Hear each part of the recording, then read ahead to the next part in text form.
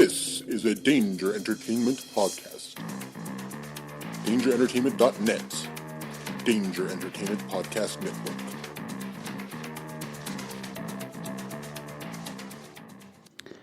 Please note that any comments, jokes, questions, maybe anything that we say on the history of bad ideas is all in good fun.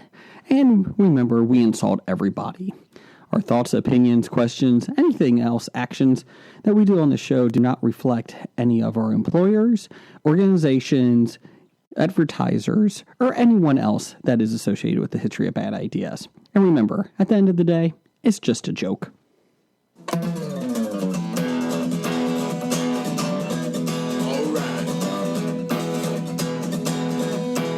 It's about comic books and movies, growing up with Rokusuke, Superman before Zack Snyder ruined him. Michael Keaton was the best Batman, while Christian Bale is just deadpan. No one remembers the other ones. Jeff defends Aquaman, Blake's just not listening. What? Jason impersonates Michael Keaton. Some people just want to watch World Buzz. Jeff nails another draft day. Nailed Blake's it. top 5 has 98. I got Jason more. just loves him some Kevin James. Fucking Kevin James. It's the history of bad. It's bad. It's a history of bad. So bad. It's a history of bad ideas. It's the history of bad. Oh, yeah. It's the history of bad. It's the history of bad ideas. Podcast. Welcome to the History of Bad Ideas, episode number 240. I'm Jason. I'm Jeff. Blake. And we're not in the Bob Studios. Well, I am, but no one else is. We have a special episode this week. It's a regular episode, but News of the Geek, we have comic book creator Greg Wright, who did Monstrous and Wild Bullets and Halston and Last Monsters Standing comic books from Source Point Press. He's going to be joining us. Award-winning Monstrous. Remember that. My bad, Jeff. Floppy award-winning. And I think he might win it again this year. I think he's doing a book on a comic book about zombies on a Titanic. That's awesome. We can get some Hobie Floppy Award winners on the show, even if they won their award 2 years ago, and it takes Jason that amount of time to get their ass on here. Now, to my discretion here, I have nothing. Never mind. Fuck it.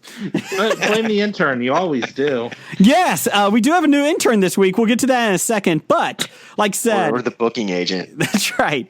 We will all be back in the studios next week. But this week we wanted to talk to Greg, so that's why we have him. We're doing it by Skype, and just because Blake's lazy and doesn't want to drive 40 minutes. I don't blame him. So, Blake, are you comfortable in your own home right now? I am sitting on my own couch and enjoying it immensely. Are you wearing pants? I'm wearing pajama bottoms. Close enough. Thanks. Do you have a shirt on at least? Yes, I do. Oh, thank God. What would you like me to wear, Jason? I don't know. I didn't want to flip to the camera here, the camera option on Skype. Leave it off. For the love of God. Yes. So, like I said, we'll be back in studios next week, but we're going to try something out here with Skype. Do you guys have any? I was going to say, I want to throw a disclaimer out there for people that are listening to the show this week. As I've learned as a guest on 40, going on 14, when everybody is Skyping in, it's hard to jump in and comment because you're not getting any of the nonverbal feedback. And so everybody ends up cutting everybody off near the end. Well, you usually ignore me, so I'm figuring that you're not even going to. Or it ends up with awkward pauses. Kind of like a lot of dates I went on. Yeah. I suppose we could turn our cameras on so we can watch each other. No. You can get your nonverbal cues that way. Oh, you don't see me flipping you off. Oh, I'm sorry. You don't want to see me, trust me. Anyways, do you guys have any up downs this week? My down is Skype. Yes, we can just say Skype, and that pretty much clarifies it. Fucking Skype. Yeah, we've had some technical difficulties with Skype. But we're working now. Us three got together and have figured it out. Maybe. Yes. Yeah. True. Yes. Our guest was supposed to be on full episode, but Skype decided it didn't want him on. I blame the Russians. I blame Microsoft. And the Chinese independent comic book press. Blake, what's your down this week? Or Trudeau. He's probably, it probably has to do with those tariffs. Hey, leave Trudeau alone. I don't know. Our guest is out of the province of Michigan, so Trudeau might not want us crossing borders like that. Correct. Well, Blake, what's your downs this week? That. Okay. Tariffs? I don't think we've ever had downs as tariffs. I like it. I like it a lot. Good. My down this week is Ghostbusters. I finally saw the female remake. And you regret every minute of it. Jeff, you saw it, right? Mm-hmm. It was not good. I had low expectations, and I seriously was even lower than that. It was not good. I think, what did I say? Hemsworth was funny in it, and Kate McKinnon was funny. And that was about it. I felt like nobody was trying in it at all. I think Leslie Jones did okay, too. Okay. She had some funny parts. She's pretty much playing a character she plays on pretty much most of the stuff she does. Mm-hmm. But I honestly thought her character worked the best out of all of them. And I thought it wasn't even... Maybe I shouldn't say they weren't trying, because I don't think the actors and actresses had much help in it, because I thought the script was awful. The script was bad. Oh, they were trying. The problem was I think they were trying too hard. Maybe that was it. I mean, whatever Kristen Wiig, she was overdoing everything. Mm-hmm. And Bill Murray's cameo, why? That was awful. So they could get Bill Murray in it. That's why. You know, it would be a better way to use Bill Murray. Have him as a former Ghostbuster. No. This is a reboot. Those Ghostbusters didn't exist in this world. Fuck that. God dang it. I really wanted to, give it, at least an average rating. It just was awful. And I think a lot of it, I blame the script. I really think the script was just bad. And, Jeff, did you have any problem with the ghost, the CGI ghost? I don't think that specifically jumped out at me as something. I just thought the movie, the script and the plot line of it was so bad I didn't even care enough by the time the ghost showed up to care. Yeah, and the big I thought it was kind of humorous, when they were at the concert and the big green one landed on Leslie what's her name? Leslie Jones? Jones. Yeah. Yeah. I thought that was kind of humorous. I'm just going to leave. There was some humorous part, but I just didn't think the ghost looked good. That was my issue with it. I actually thought they looked better in the original Ghostbusters than this. Well, maybe not the dogs in the original Ghostbusters. Those looked really, really bad. The Dogs of Ghoul or whatever it is. Oh yeah, the gatekeeper and the keymaster. Yeah, they looked rough if you watch them again. So that was my down. I spent more time on Ghostbusters than the writers did. Yeah, but here's a good question. I haven't seen the movie yet, and I haven't put any effort into it. So I don't know if I should be proud of that fact or if it's not something to brag about, because I should keep an open mind and try to watch it. Normally I say keep an open mind, but there's enough feedback from people who you probably might trust their opinions on movies that say it's not worth your time. All right, then I'll put that on the list, as I will Infinity Wars. I told you he wouldn't see it. Seriously, Blake, go see it. I'm going to get around to it. I promise. You're not. I promise. I have some time this weekend. It might work. And I'm going to catch up on Legion. Let's all stop the lies here, okay? Come on. Well, you're missing out. I want to see Legion. I just haven't had a chance. I still have It on my DVR that I want to see in the next week or so. You still have yet to see It? I got it on my DVR. And Jeff, I think we have to see Justice League. It's getting to the point that we have to just make a date. I was doing nothing this weekend, so I flipped on HBO, and I was so tempted to watch Justice League. But we made an agreement to watch it together. I know. So I held off. Like I said, I saw 10 minutes of it on HBO the one time, and I was like, I can't watch the rest of it. I can't. Luckily, I think it was the scenes that they showed in the trailer when Batman goes to meet the Flash. That was about it. So we all saw that part already, but I heard that was the best part of the movie. I actually liked the Flash in it. The 5-10 minutes I saw, I thought he was enjoyable. Was he really quick? It was a quick 10 minutes. My up this week is Reasons Are Several. The podcast. Yes. That Heno sometimes, or not Heno, I'm sorry, Neil. From Dark Angels Pretty Feet goes on. He sent us 2 T-shirts for our charity basket for the Bowling for the Brave. Blake, when is the Bowling for the Brave? Bowling for the Brave is August 18th, Saturday, noon to 5, the Coleraine Bowl. But you don't have to be there to participate. And it's going to be a full house because it's a charity for the veterans. It's all local veterans, correct, Blake? Yeah, that's correct. What we do is we pick a nominee. Anybody can put a nomination in for a veteran that has been important to them in their life. And what we do is we take these nominations and we pick one of these veterans and we honor them as a surprise at this Coleraine Bowl. In addition to them being honored as our hometown hero, they also get to go to the Cincinnati Reds game and get to stand on top of the dugout and get their name read and their background, and everybody cheers you on.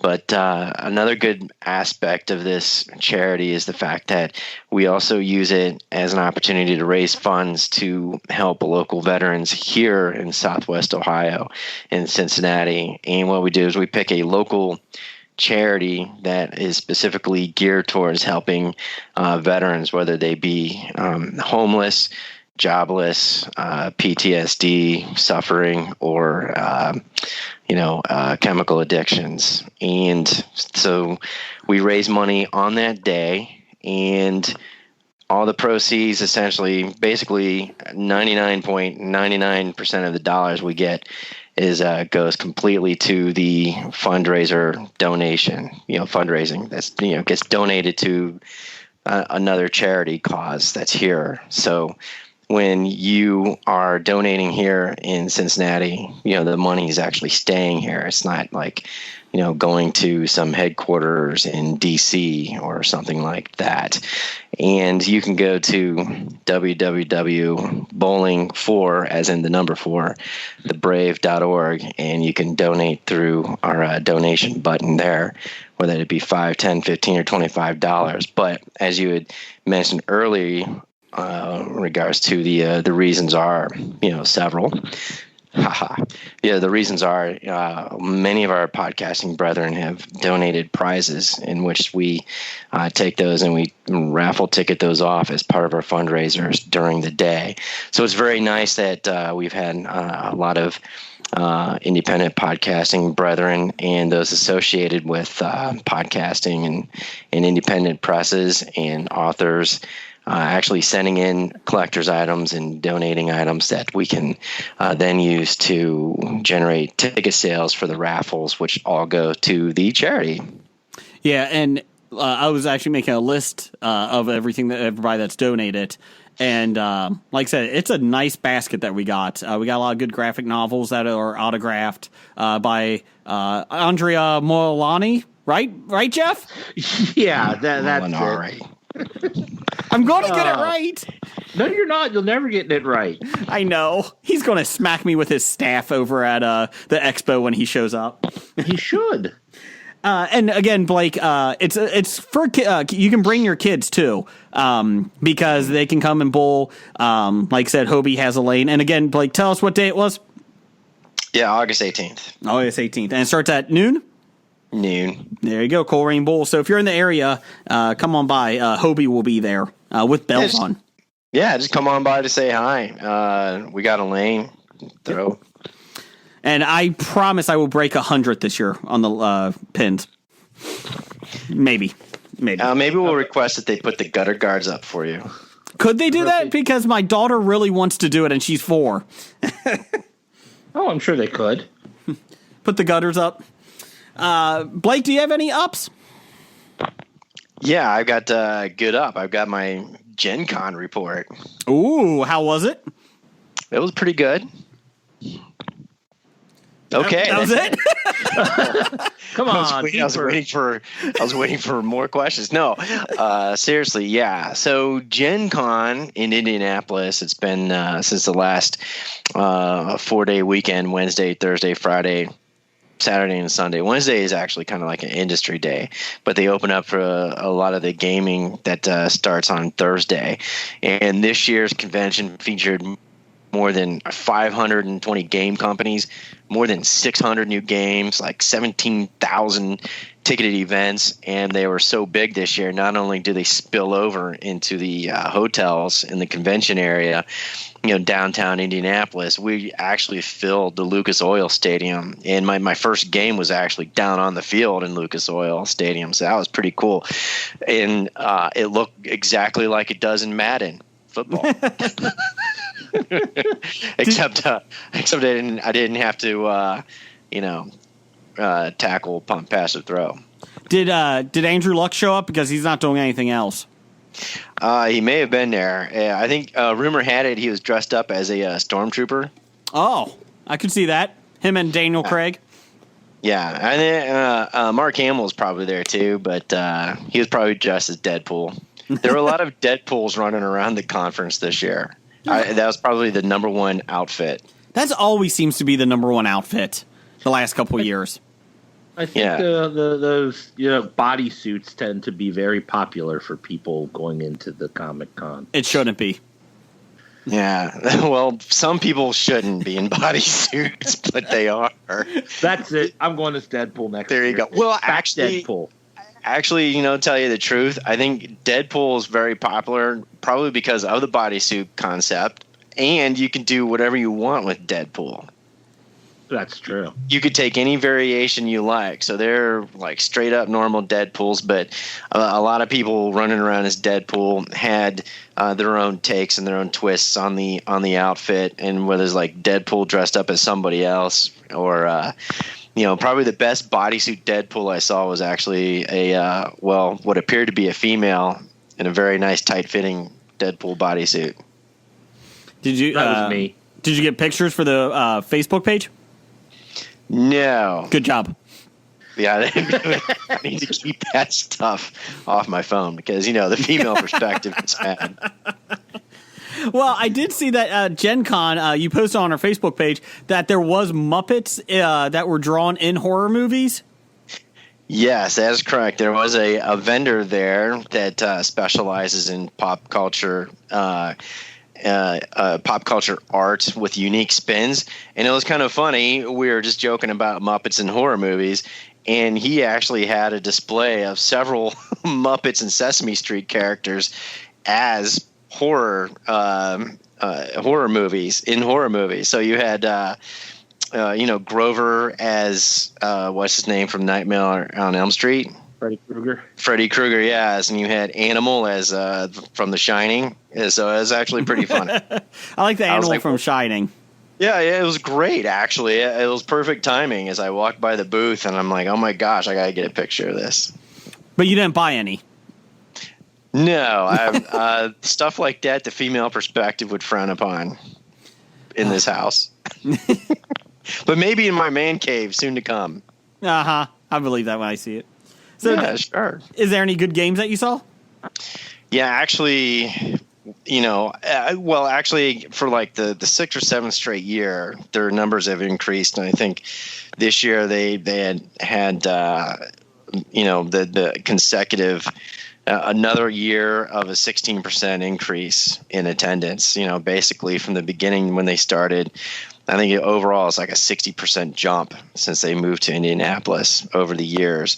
And it keeps getting bigger and bigger. The first night that we were there, we were actually on the field down there in Lucas Oil, and we were playing a kind of like a homebrew 3-5 Pathfinder game with this guy, this Jimmy, and it was kind of actually interesting. So as the game master, what he did was he was doing his own thing, but what was interesting about him is that he was literally legally blind. So what was pretty funny is that he had these huge dice for like the size of your fist. So when he would roll it, he'd be able to look at it, and he had his notes with the big font on the pieces of paper. And so, with him being legally blind, all of my to hit rolls hit. Oh.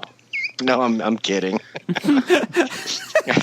Hey, look, another nat 20. No, but it was pretty neat. So as we game, it was a 4-hour session for Thursday night, and the way it worked, it was very interesting. We were there with the 6 other folk at the table, and as part of the small conversation that comes up and et cetera, it turns out that he's like, yeah, I'm an independent publisher, and I've been making games up and card games up. So I decided I would do it professionally and just start doing it.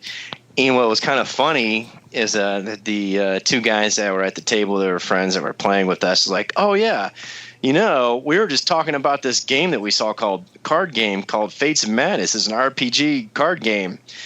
And the guy's like, really? And they're like, yeah, we're interested. We need to check it out. And he's like, hold on a second. So he gets up, he walks away, because we're taking a break, and he comes back and he's got a box of the of the card game, and he goes, here you go. He goes, I actually made this.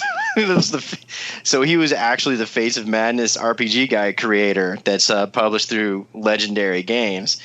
And Jimmy, who's the GM, his little game thing that he's made up is Mythic Gaming. So Mythic Gaming through Legendary Games actually made this card game that a lot of people were interested in called Fates of Madness. It's an RPG card game. So we thought it was pretty funny that just out of the blue, the 2 guys were like, yeah, we saw this great RPG card game where no DM, the players play together. And the guy's like, yeah, that's my game. I made it. I was like, so that was pretty cool. It was almost like last year when we were playing at the games. I had two of the event coordinators and creators for Dragon Con that's actually in Atlanta, and so it was kind of neat. So every year I keep meeting somebody that's pretty interesting, and this year it was the independent publisher guy who was DMing my first game, for Mythic Gaming. So that was pretty neat, and then. Another good event that we went to the first time we did, it was called Iron GM, and essentially it's a GM game mastering competition, and they announced it is kind of good. They put on like a big show, and they bring people in. They announce them like WWE style, and they bring and some of the GMs actually get into it and dress into character. And they give the announcements and backgrounds, and they come down the aisle doing the WWE kind of fun stuff, and essentially all the players at the table have to agree on the game system that's going to be used. If nobody can agree, it defaults to the D&D 3.5, and so a lot of the game master. They would come in. It was pretty funny, The 2-time winner, his guy's name was Necessary Evil, and they actually had a big fake, like WWE, Iron GM belt that he wore, and he's got a cape and a mask, and so it was actually very entertaining. And the first hour, you make up your characters on the spot, so it's almost like a lot of pressure on the players. It was like, oh my god, I gotta make a character on the spot. And I learned very quickly, don't use sorcerers or wizards, because that's a lot more complicated than a fighter. So especially when you're making things up on the spot. But it was pretty neat. So the next 5 hours. Isn't that how you find out who's the best DM? Yeah, exactly. So the DM only has like an hour to prepare, and there's 3 code words that nobody knows until the event starts. And the they announced the 3 code words at the beginning of the time session for the competition, and basically the GMs have to incorporate those 3 words or concepts into their game. And you go and work it at that, and then you rate the GMs, as you play them. And, so unfortunately we couldn't stick around. It was taking them too long to tally up the winners. I mean, because we were there for like 6.5, 7 hours, and we're like, we got to go. I can't do this anymore. It was pretty cool. That's only half of an Axis and Allies game. Yeah, I know. I didn't do any Axis and Allies this year. I'm kind of disappointed. None at all? No, none at all. You didn't have 17 days to play a game? Well, they only have 4 days, and I'm not a competitive Axis and Allies player. So, competitive Axis and Allies players, as I learned several years ago, are very intense. And if you don't, do the scripted moves that they expect in the first round, they get upset. So isn't that why you don't do them? If they're expected, then they plan for it. Yeah, anybody that's done Axis and Allies over a long period of time, and that's why they eventually had to come out with variations and rule sets and different backgrounds, because things become very scripted after a while. What's the most effective, strategy and all that kind of stuff. But what? Another thing that was pretty cool was an event that I went to. It was called Shit-Faced Gamers for Charity. And this was actually a panel event discussion that included several big names in the industry. And so what it was, they were up on the front panel, and a number of them were obviously firing up before they got there. And so the crowd was there, and people in the crowd drinking as well, especially the annoying Viking lady in the front row who was doing this, those drunk woo ladies, woo, woo, yell things out and exclamations upon people, woo, and pointing, and she was there, unfortunately, the woo lady that everybody knows that when you go to events like this that are like open forum. So it was pretty neat. There was about 6 industry folk up there at the top. Of course, the centerpiece was Peter Atkinson. And if you've listened to this podcast, you've heard me, he praised upon Peter Atkinson, and then also anger at Peter Atkinson for 4th edition and selling the D&D to Hasbro and all that kind of fun stuff. But so he was there, and there's something else I forgot. So they gave everybody's backgrounds, a little bit of discussions, and they told funny stories about meeting each other and things, just experiences, advice, and they auctioned personal items off for charity. And they also did a question and answer thing at the end, which involved a lot of shouting from the woo lady in addition to her woos. But so it was Peter Atkinson essentially. And the thing I forgot about him is, a lot of his success came from also, he's the guy that brought Pokemon to the U.S. I forgot about that. Bastard. Yeah, in addition to creating Magic the Gathering. So they, in the panel, essentially, he was on it, but he didn't chair it. It was chaired by his attorney, and I forget the gentleman's name, who essentially helped him bring Pokemon to the U.S., buy TSR, and save it from the old crazy lady that was running it into bankruptcy, and then eventually helping Peter sell the game to Hasbro. So during the question and answering session, I almost stood up and asked him why in the hell did they sell it to Hasbro and come out with the 4th edition, but I refrained because it was falling. Everybody was in a good mood, so I didn't ask stuff like that, but they had, people ask advice about how to getting started in the fantasy, or the tabletop gaming, et cetera. So Peter Atkinson was there. Another guy, a gentleman that was pretty good was John Kovalich.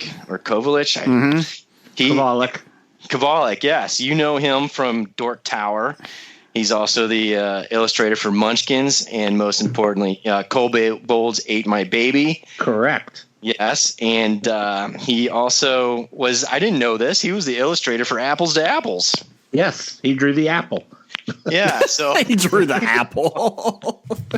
So that's something I didn't know. I was like, when they talked about Munchkins and Kobolds, I'm like, oh yeah, that guy. And I didn't know he was also pretty influential in Apples to Apples, and he gave his the guy was this guy was a hoot. He gave his story about how he got started in the industry and how he got associated with Peter Jackson Games. And they said, hey, can you like draw in the style of, I forget, was it Doonesbury? And he's like, yeah. And he's like, oh shit, I need to learn how to draw this way. So basically how he lied to get his first start. But anyways, he does a lot of illustrations for fantasy role-playing card games. The next lady in there was known as the lady in RPG world who's very famous. Her name is Nicole Lindroos. People may know her from White Wolf Publishing, and she's also started Green Ronin Publishing, with her husband.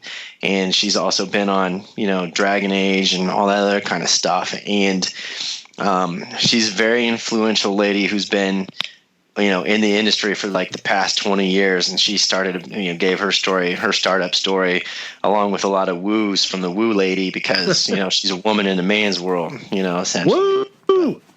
Yeah, exactly. The next guy that was kind of interesting to listen to is Jeff Martin. Jeff Martin, he is the guy that did Dwarven Forge, but anybody that goes to Gen Con or has done LARPing, they would know True Dungeon. He is the guy behind True Dungeon. And, so my experience, I've never done True Dungeon. And actually my buddy John and I, we go together every year, even when they first started, we said, hey, we didn't pay to participate, but can we just walk through and watch people do this? They're like, yeah, sure. And they were really cool. And I think it was probably Jeff himself. Like, yeah, go ahead. And I'm like, all right. And that's when we were watching people throw beanbags at people yelling, magic missile, magic missile. And we thought it was pretty goofy. I love that. LARPer. No, but it is actually pretty cool. It's gotten so big. True Dungeon's gotten so big and crazy that they're part of the reason why they've moved into Lucas Oil, because it's huge, And another interesting person that we watched who was there on the panel, he's the youngest out of everybody. His name was Justin Gary, and Justin Gary was Magic the Gathering professional champion. And so I guess that's how he's associated with Atkinson and this board. And you may know him most recently from Ascension. He's the guy that created Ascension. So, okay. Yeah, so he started as a Magic the Gathering player. He was a champion at 17. And then after that, he went to law school and then got out of law and decided to start his own card game. That's how start his own game, Ascension. So he was there, and that was kind of fun. Youngins. Yeah, those youngins. A champion at 17. I was past 17 when that game first came out. Yeah. So that was pretty interesting. That was about an hour and a half, and it was a pretty good experience. And it's neat to see these people that you know by name or you know their product, but you never actually knew who the person was behind it, and then you get to meet them and see them. That was especially the case with John Kovalich, because I'm familiar with his artwork, and I've known of Nicole Lindroos. I've actually seen her speak before, and of course Peter Atkinson, which big fan of, big love-hate relationship that I have with him, although he doesn't know it. But that was pretty neat. And of course, the Jeff Martin. Here's something interesting. I've heard of the stories of the Jeff Cons.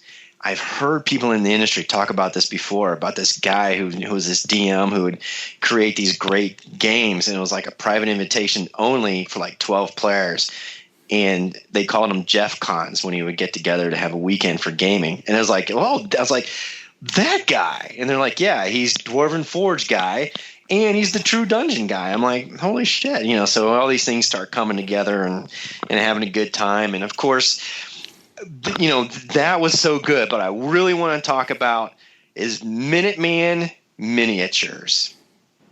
And this was probably one of the most pleasant surprises of the Gen Con for me, and they do what is called Miniature U. Oh God! Yes. And this is so timely because last week I was just talking about how I used to paint miniatures. Yeah. They will 3D, what they were doing, they were 3D scanning your head.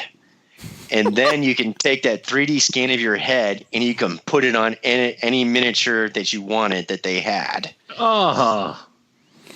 So in 68 weeks, gentlemen, we're going to have a miniature with my head on it.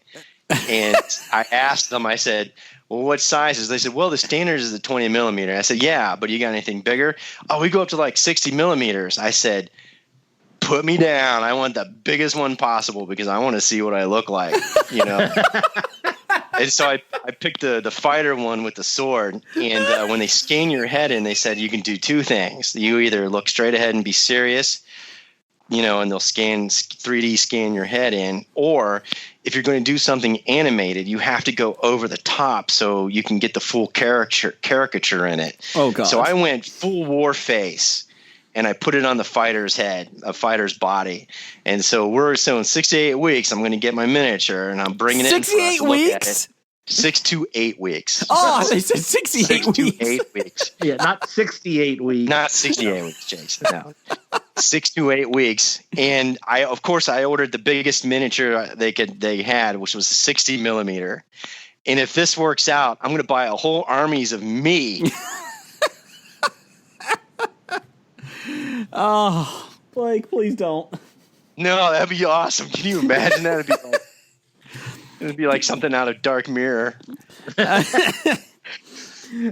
yeah, Minuteman Miniatures, and I guess they travel around. They're at like MinutemanMiniatures.com, and you can look. And right now, there's no way where you can do your own 3D scanning and send it into them. Although if you have that ability, maybe you could.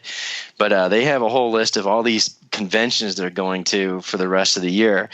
And if you're interested in getting a miniature of yourself, on a whether it be a fighter, barbarian, wizard, druid body, or whatever miniature that you want, go check them out. I've seen a couple of their examples, and it was pretty neat. And I've seen some of the people getting their head scanned, and it looks really good. So we'll see. I am waiting with anticipation to see how this turns out.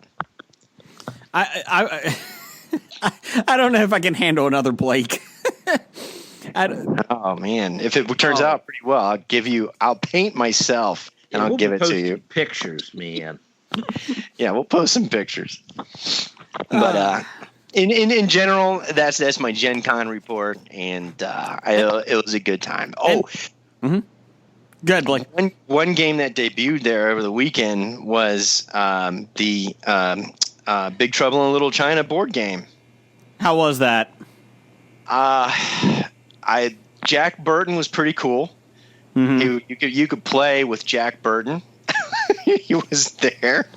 I didn't play it. I just walked by. I saw it, but they were hyping it up on like Friday when handing things out with the geishas and Jack Burton, and the guy even talking about, hey, you could play Jack Burton, me, with the game. It was actually pretty funny doing his Jack Burton, and I thought that was pretty cool. So, but yeah, it looked pretty neat, and of course, they're just the exhibition hall was just so big and it was so packed. I mean, there's just crazy games all over the place. But I do notice that a lot of these games that people are editioning and stuff, a lot of these games are geared for 20 to 30 minutes.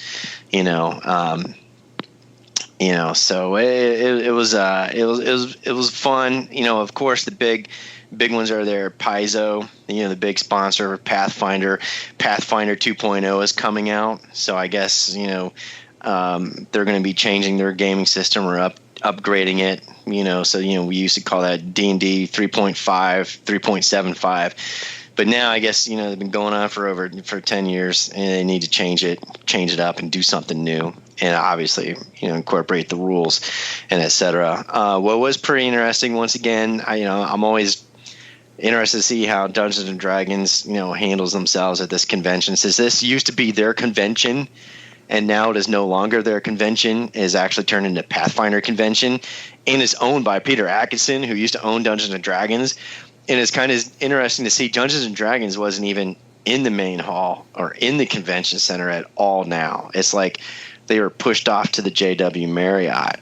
And it's kind of interesting to see, how over the years, how Dungeons and Dragons has been kind of like pushed to the side. And so it was interesting. I almost want to ask Peter Atkinson, at the panel, I was like, hey, man, you bought D&D. You saved D&D from the bankruptcy crazy lady, TSR, who was running that into the ground out of Wisconsin. You moved it to Seattle to your Wizards of the Coast, Magic the Gathering. They gave you all this money for this. You bring Gen Con to Indianapolis and basically save the Geneva Convention, which is what it's called. They'll start up, Gary Gygax and TSR. And Dungeons and Dragons was the centerpiece. And then you sell the company to Hasbro. You eventually do the 4.4th edition, which everybody hates. You have Paizo, who was your publisher, doing Dragon Magazine and Dungeon Magazine, who essentially said, hey, why are you going to 4th edition? Everybody likes 3.5. And they say, you know what? We like 3.5. It's an open system rule. We'll save 3.5 and keep it going. And now Atkinson owns the convention, and Dungeons and Dragons is basically relegated off to a hotel. I don't know anything about Dungeons and Dragons, but Blake, that was actually Really? time out. That was very succinct on what you just did, the history of it. Well done. Thank you. You're welcome. That was actually very well done. I know there's Ents. I know that's it. Yes. No walking trees at the convention this Oh. year. Sorry. So, and you want to thank them because they did get you a press pass too, didn't they? Yes, of course. If by any chance that Stacia Kirby, sorry, if she's listening to the podcast because we had hashtag Gen Con, thank you very much. It is kind of very interesting the fact that as the Hobie correspondent, not just for Hobie, but for also Nearly.co.uk unofficially, even though I put that down, and of course from Musings of a Geek. I'm trying to plug you, Jason, and Nerdly, okay? I appreciate that. So it is pretty neat now that I've been going there for, since it almost started there in Indianapolis. This was the 25th anniversary of Magic the Gathering, so they had stuff fun for that. But what I was going back to is like when I first walk into the halls of the convention center, I swear I see people I see every year. And I sit there and I go, I wonder if they look at me and go, yeah, there's that one guy. I think they do, Blake. Yeah. Yeah, because they only have thousands upon thousands of people that, oh, yeah, there's that guy. No, I swear to goodness, I keep seeing the same people over and over again every year, in addition to the thousands of others. I swear. Well, there's your Gen Con wrap-up. Mm-hmm. Blake will be back next year, and I think I'm actually going to go next year too, Blake. Well, hey, it's August 1st through the 5th of next year. Put it on your calendars, man. I will do that, sir. And real quick before we get to listener feedback, we had a Twitter poll of the week. You can find us at Bad Ideas Podcast on Twitter. And also follow us on the History of Bad Ideas on Facebook. But on Twitter, we have a poll of the week. Listener Brian Hackney wanted to be the new intern since we had to fire the last intern. He asked, he wanted to be the new intern, what task should he complete to show his devotion to the job? The options were binge all Kevin Can Wait, back massages for Hobie, wear long pants because he does not like wearing pants, and eat 10 avocados because he hates avocados. And in last place was wear long pants. No one wanted him to see that. In third place, 10% of the vote, back massages for Hobie. I would have voted for that. No one wants our backs to be loose and feel good. I do. I only hire Swedish women for that. And in first place, winning 70% of the vote to 20%, binge all Kevin Can Wait eat avocados. He said that he has completed this task, and it looks like Brian might be the new intern for the show. The good news is... you fire him. Well, the good news is that interns don't come on the show. They're just in the background, so he has to just send in the documents and the paperwork. So, oh, yeah. Sorry about that, Brian, but... Take the blame anytime there's a problem in the paperwork. Well, we have little problems with Skype and Greg Wright, so fuck Brian. God dang, that horrible intern. First week on the job, and he screws Skype up. Hey, I'll tell you what. If he can do a better job at getting floppy winners guest appearances on the show, like Greg Wright, who won his first floppy 2 years ago, who Jason just got on the show tonight, then I say he's doing better. Shut it, Blake. Who have you gotten on? Hey, of all these guys that you saw at Gen Con, hey, did any of you go? Did you think, hey, you want to be on our show? No, you didn't, did you? I'm there as a No, shut passive it. observer, Jason. No, you're a press pass. Fucking do your job. I thought I got the press pass so I can get in for free. I mean, I was supposed to work? Yeah. Yes. Blake, do some listener feedback. All right. So, listener feedback. I actually have... We can choose amongst our sponsors this week. Would you like to know who our sponsors could be? And you tell me which one you want. Sure. Go for it. Sure. Our first sponsor is aquariums, because that's the only way people can actually find something wrong and get mad at Dwayne "The Rock" Johnson. Okay. Could it be the New York Times editorialist Sarah Jong and her racist tweets? I did not hear about this part. Could it be Rihanna's culturally appropriated thin eyebrows? Okay. Or the return of Hollywood blacklisting? Oh, Blacklisting. Let's be sponsored by Blacklisting. I like it. Yeah, let's do that. All right, there you go. Everybody loves a good McCarthyism. That's right. Bring back McCarthyism, except it'll be reverse blacklisting. We don't Hey. like your ideas. You cannot work in our industry. You can't rent here anymore. Yeah. Yes. However, that's not how we are at Hobie. We are 100% listener feedback. We don't care what your down the hall opinion is. You're welcome to our listener feedback. Oh. You know why? Because it's freedom of expression, baby. Yeah. Yeah, like this expression that no one can see. Yeah. All right, so we're going to kick off our bomb listener feedback freedom of speech edition with this guy named Doug, Number one fan. formerly known as. He says, are you afraid Shazam will be too silly? Jeff, you want to No. field this one? I'm not afraid of it being too silly. I'm just afraid of it not being good. So, like every DC film. Yeah, I actually saw a part of the preview trailer, and it was muted. So far, I think it's okay. It looks funny. I could watch him flossing all day long, the dance move. It was funny. I don't know why, but I don't really care about the character, so whatever you do to this character has to be better than what it was, right? Oh, well, I'll agree to that. The biggest problem is I still can't call him Shazam. I grew up with him being called Captain Marvel, and I know that there's problems legally with the name between companies, but I can't accept someone being called Shazam because Shazam was just the saying, not the name of the character, and I can't get over it. Zachary Levi kind of looks like just a man in a muscle suit, too. Nothing wrong with that. I know he bulked up, and I keep thinking of Don Knotts with Shazam! Jim Neighbors. Shazam. Was he F-Troop? No. No, that's from Andy's Andy Griffith. Andy Griffith show. Yes, Don Knotts! No. I think There's we're more wrong. than just Don Knotts on the Andy Griffith show. Well, yeah, Andy Griffith. And Opie Cunningham. The best. Anyways, we're going to move on to Randall Holt regarding top 5 things you used to love. He says he used to love video games, the NFL, TV shows, and hashtag top 3.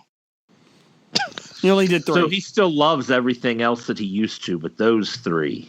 Oh, okay. Well, with the way Brian Hackney writes this listener feedback stuff out, I got to try and interpret what he meant. I think you skipped 2 other questions, didn't you? Oh, from Nick the Gimp. He says, Well, I he had blame the to intern overlook for that. Nick. Yeah, on I listed. No. Nick the Gimp says, "Tell Blake, suck it. I've seen 13 MCU movies." I think that's bullshit. I don't think he has. I think you've seen 3 movies 13 times total. Yeah, because we know he has admitted he only sees about 5 a year, and he claims to have seen at least 13 MCU universe movies to make a Black Panther judgment for at least 10 of those. So I don't know. I may have to call into Nick the Gimp's authenticity there. We need that fact check. That will be Brian's First job. Yeah, his assignment this week. Yeah. Track down Nick the Gimp, find out what 13 MCU movies he has seen and his ranking of them, and then explain to him why he's wrong. He has Dolph Lundgren's The Punisher 1 through 8. So, I don't know. I think he really likes it. Yeah. Well, we'll see. But I do have this admission. If Nick the Gimp is telling the truth, he may have seen more MCU movies than me. Wow. Although I do have a lot of Captain Americas queued up on my DVR. Watch those. Yeah. Those are the good ones. Oh, good. Well, then I'll get to those, and then eventually I'll get to Infinity War. Did you ever see the first Captain America? No. You son of a bitch. Then he probably has seen more MCU movies than you. Hey. Yeah. All right. Let me get away from this subject. Let's just go. This is just from Bob. From Bob. Why are they making another Terminator? Money. They think they can make money. That's it.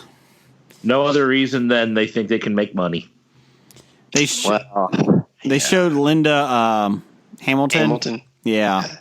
They showed her like a picture of her on the set. I just don't care. No one cares. Blake is the biggest Terminator fan because he's the one that saw the most recent Terminator film, and he even hated it. That is true. I am probably the only one who's seen all the Terminators. Yes, yeah, you I have. stopped after 3. Mm-hmm. I think I did too. Yeah, because I love a good time travel movie. You do. You love time travel. Did you watch the Sarah Connor Chronicles television show? No, I avoided that. I just want to let you guys know that I'm eating Pez in the studio by myself. Damn you. You're hoarding the Pez. I wish I had Pez with me now. Yeah, but you don't have any pants on, Blake, so that makes it easier. I'm wearing pajamas. Mm-hmm. Now with pajamas. All right. Moving on. Speaking of pajamas, that makes you think of who? Nikki? Yeah, of course. Says, listener question for when Blake is back and alive, which I am back and alive, by the way. This is not pre-recorded. She says, I have a personalized plate. Now, we did have this discussion about how we love looking at personalized plates and trying to decide what they are, because sometimes they're kind of coded and we don't know what trying to figure it out. So she says, I believe you call them vanity plates. Yes, that's what we call them here in the States in the free world. She says, the free world. Keep on rocking the free world. That's right. That was almost a coherent song there, Jay. I have this thing on the mic when you guys aren't here, and it makes it sound better. Oh, let me try it. Time out. Some people just want to watch the Wood Bud. No, Nope. That sounds bad. Gold dust. Don't even start with that. I'm going to hang your ass up. Yeah, we can just hang up and walk away and end it right now. Jeff and I can It's continue not like with the podcast. We're locked in the studio. We can boot you out of this conversation. So be careful, Jason. Fucking Skype. That's right.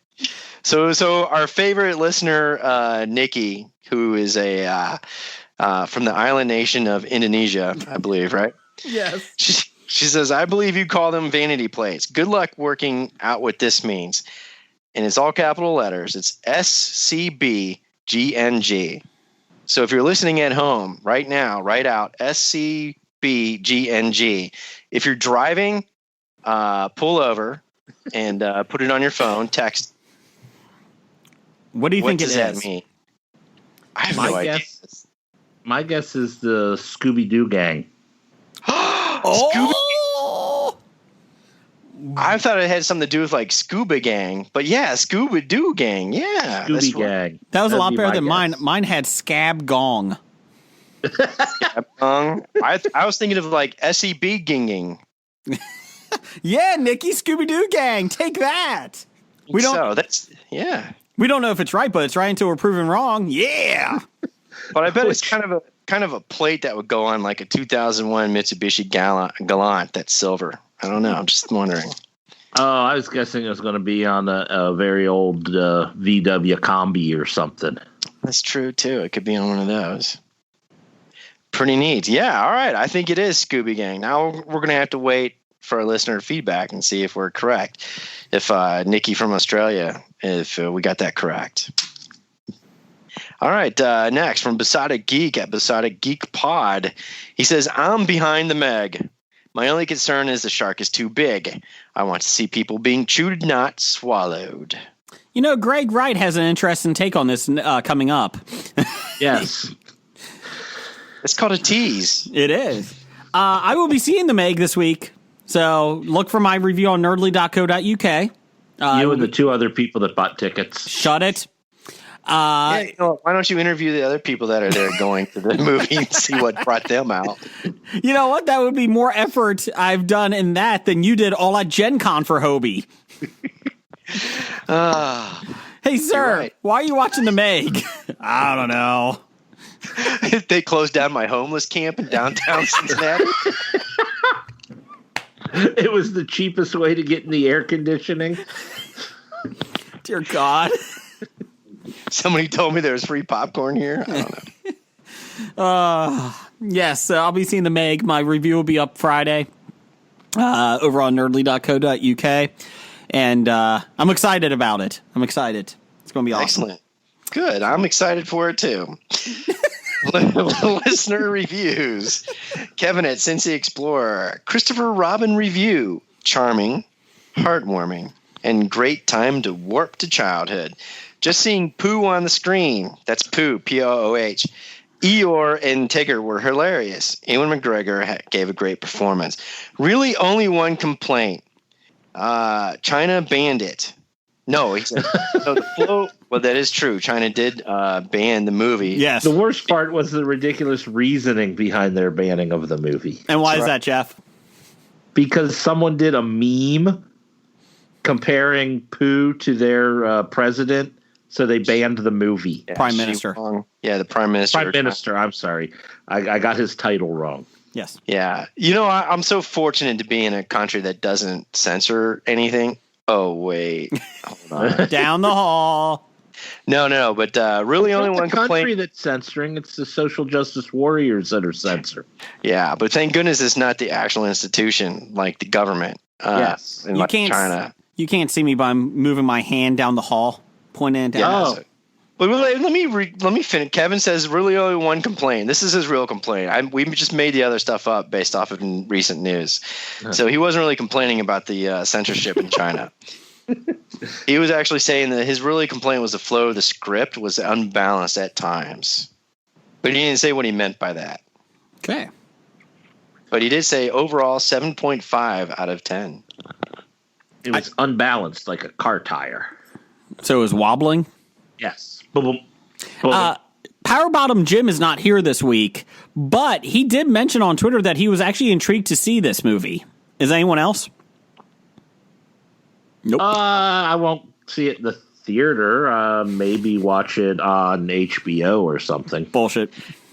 I guess if you're a big Christopher Robin and Pooh fan, as in P-O-O-H, you would probably go see it. Me, I'm kind of like a relaxed kind of guy, and I'll probably end up seeing it because I'm with family and nephews, nieces, and maybe end up seeing it that way. Okay. Oh, bother. Oh, Yeah. God. Fucking Eeyore. What we got here? That was actually my Pooh impersonation. Oh. See, the microphone makes your impressions worse. Skype does. Yeah, I think Jeff's impersonations in person are better than Skype. So anyways, I admit that wasn't a good one, but at least that Oh, was a Pooh line. Pooh. okay. Well, and speaking of bad impersonations and etc., Professor Number One and Doctor Number One. We'll round out our bomb listener feedback with his "Who should we be outraged at?" Ray Lewis and Kobe Bryant, who did horrible things allegedly, but are forgiven. Hater and gun just tweeted stuff and are vilified. Is saying things worse than doing things? Hashtag listener feedback. Ray Lewis was inducted into the NFL Football Hall of Fame this weekend. That is correct. And with his 32-minute speech. Yes, because rules don't apply to him, neither do laws, allegedly. And well, he did have to serve 1 year in prison for obstruction of justice. Was it in prison? Yeah, he did. He did a 1 year term, didn't he? I don't know. I'm right until proven wrong. Oh, okay. I proved you wrong. But did you see his bust and what people are saying, like his NFL Hall of Fame bust?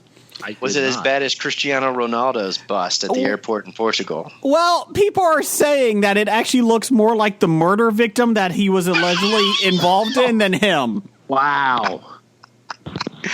Well, maybe they got the picture from the newspaper and picked the wrong one. Oh, my goodness. I did not see that. I'll have to go look that up after we get done recording tonight. I think it is the greatest thing ever if that was really the guy that made the statue, the bust, really wanted to do that. I think it is the greatest thing ever. It does look a little bit like the victim. I'm just saying. So, well, maybe there is justice in the world in a weird way. Did Ray Lewis wear his white suit to the did he ever get that back? Did he wear that to the NFL Hall of Fame? No, that one's, at the cleaners and it's never been returned. Oh, okay. Gotcha. Because of DNA and blood stains, I think. I don't know. You can't get that out. Even Dreff can't get that out. Yeah, you got to burn that stuff. Yeah. I mean, not that I know. No. We're just saying, it's tough to get that stuff out. I'm just making an observation. Speaking of other worthless people, Terrell Owens had his speech outside of Canton. He was in Tennessee and at his college and gave his speech too, of like a 30-minute speech. And he said that he was doing this for all the people that didn't get in on their first try and should have. He's just a caring person, isn't he? Well, T.O. made it true to form. It's all about him. Mm-hmm. So it's all about 2. And true to form, he kept it all about 2. So, and there are a lot of people that probably should have been in the first round too. But unfortunately, you can only take 8 a year, right? It's something stupid like that, yeah. Yeah, so you can only take 8 a year, and there's nothing wrong with this class. Every class has celebrated athletes, and you're a rare 8 athletes in the NFL out of hundreds and thousands, that have played the game. And regardless of whether or not you be ticked off if it's on your 3rd term in or whatever, and I do think some personal biases came into it, but let's put it this way. He didn't do anything, in his favor. No. He is known for being different, and he's a lot of, it's a lot of about him, and a lot of sports writers took that into account and said, yeah, you're good enough to be in. This is your first year eligible, but we like these other 8 people better. And that happened for 2-3 years. But they eventually got it right, and he does deserve a spot there. I'm just kind of sad that he had to make it about himself again, and essentially, confirmed everybody who is not a fan of 2. And there you go. My thing is, okay, T.O. probably did deserve to go in. I have no issue with that. Yeah, he deserves to be in. Oh, he deserves to be in. But if you think back, I was thinking about this this weekend when they were talking about it. If you think back on his highlights of the NFL, the only things I remember, that come to mind right away, is him doing bashing the star, running up to the Dallas Cowboys star and putting the football down when he was playing for the 49ers, and then getting chucked the next time he did it. Mm-hmm. And the second thing is him doing sit-ups in the driveway when he got fired by the Eagles. You don't remember when he was defending his quarterback? No, I don't remember that. Quarterback. Actually. Oh, he almost was in tears because I suppose it was McNabb or something, and he came to his defense when people were speaking bad about him, and yeah, he kept going off, kept calling him my quarterback. Maybe it was just chemical imbalance that did it. made him tear up. You don't even remember his year here when he was with the Bengals, do you? I don't want to. I do not want to. I don't want to remember anybody in that class except Carson Palmer. I really liked him. Yeah. Although I will say about the NFL Hall of Fame, I was surprised at how long it took Tim Brown to make the Hall of Fame.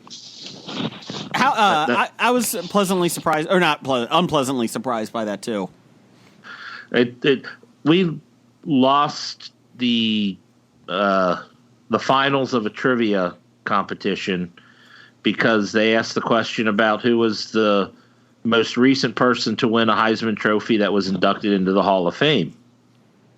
And a friend of mine was like, oh, well, these people I know have won it. And I'm like, I said, well, if Tim Brown won the Heisman, he's got to be in the Hall of Fame, right?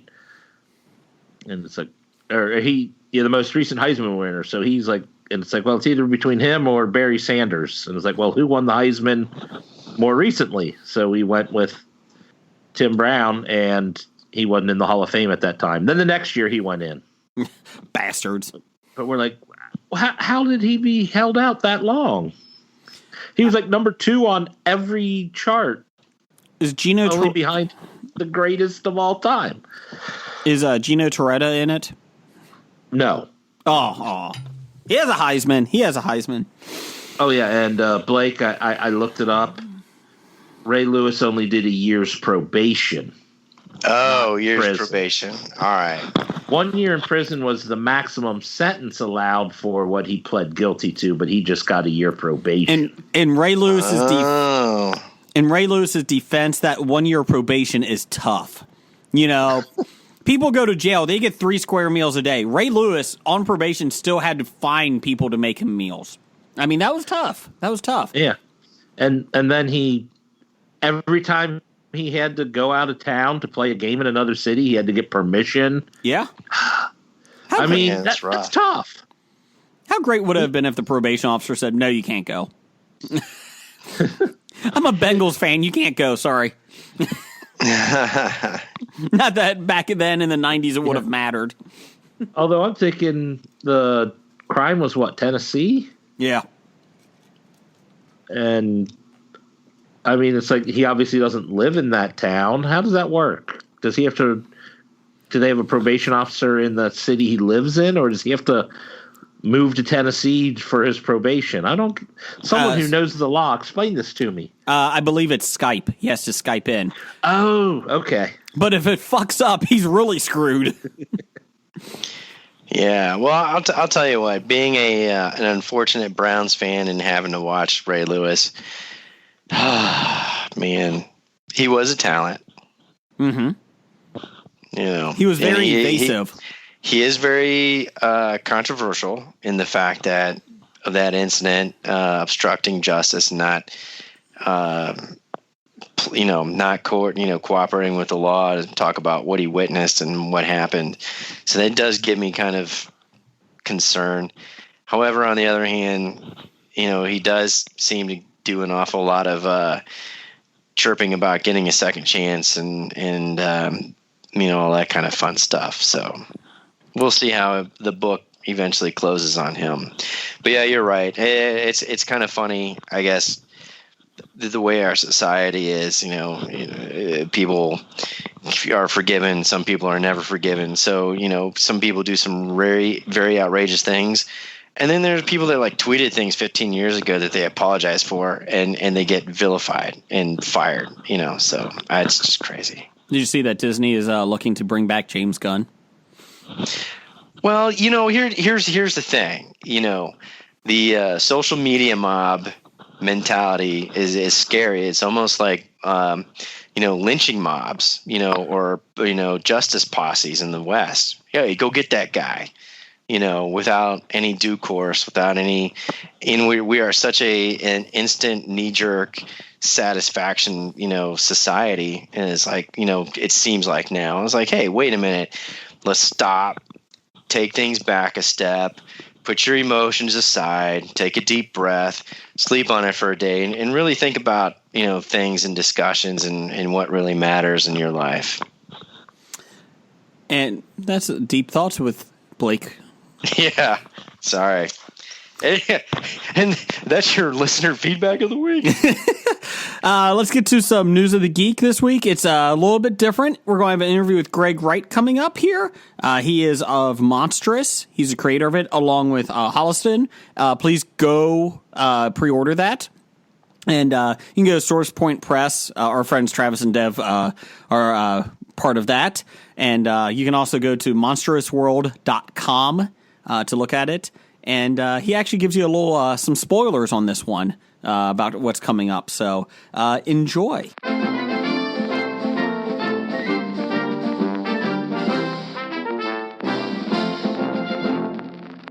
We have comic book creator Greg Wright from Monstrous and a lot more other books that he has made from Source Point Press.